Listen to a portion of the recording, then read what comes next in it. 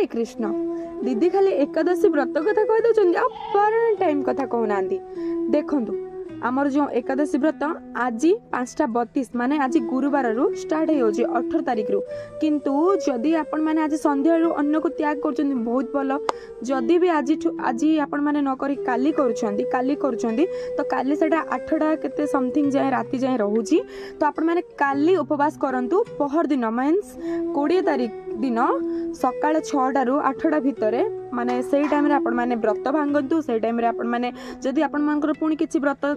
करबा पई चाहउचंती पुणी सेइठू स्टार्ट करंतु फल आहार करके स्टार्ट करंतु